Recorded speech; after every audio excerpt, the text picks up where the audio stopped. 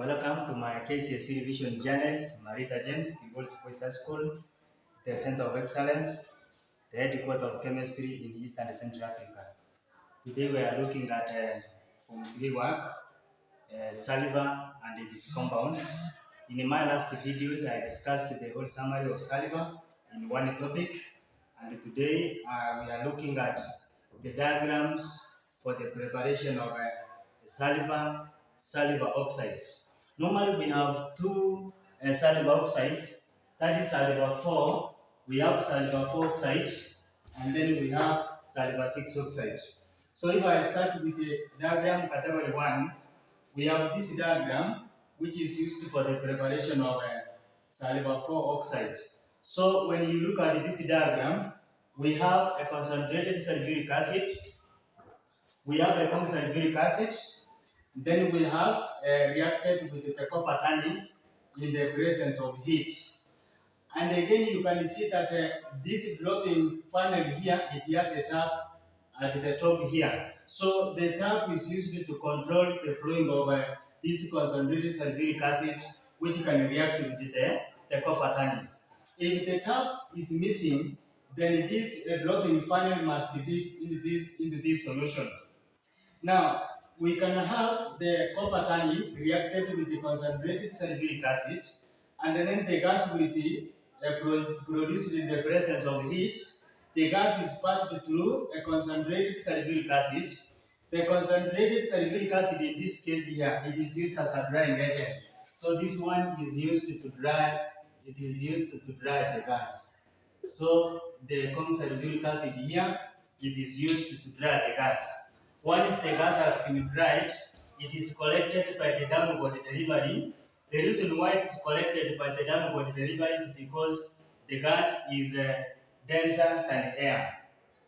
All of the gases which are denser than air are normally collected by the downward delivery.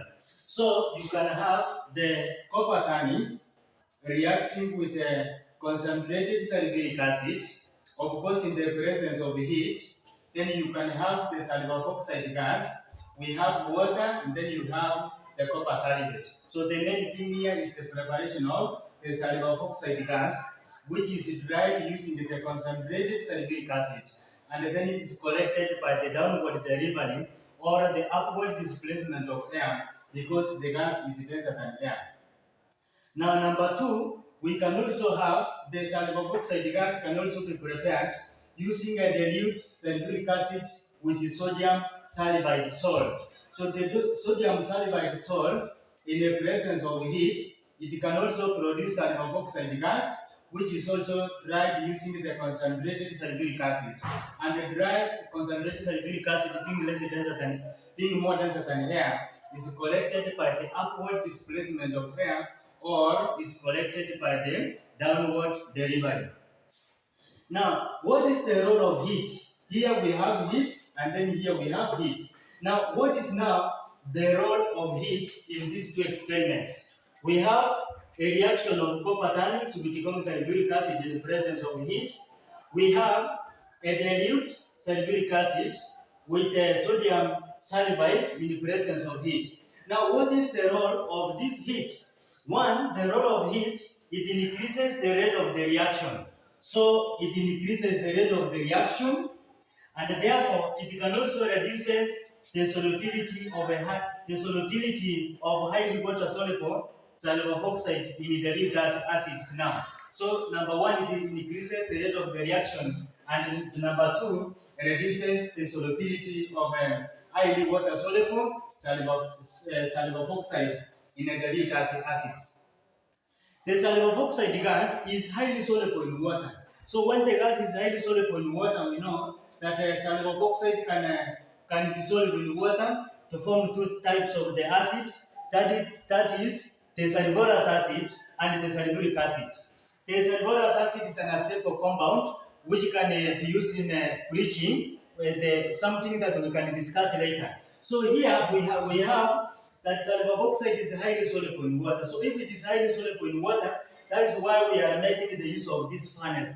The inverted funnel, the purpose of this inverted funnel is to increase the surface area for the sulfur oxide to dissolve in water. And again, another purpose of this the inverted funnel, it is to prevent the water from sucking back.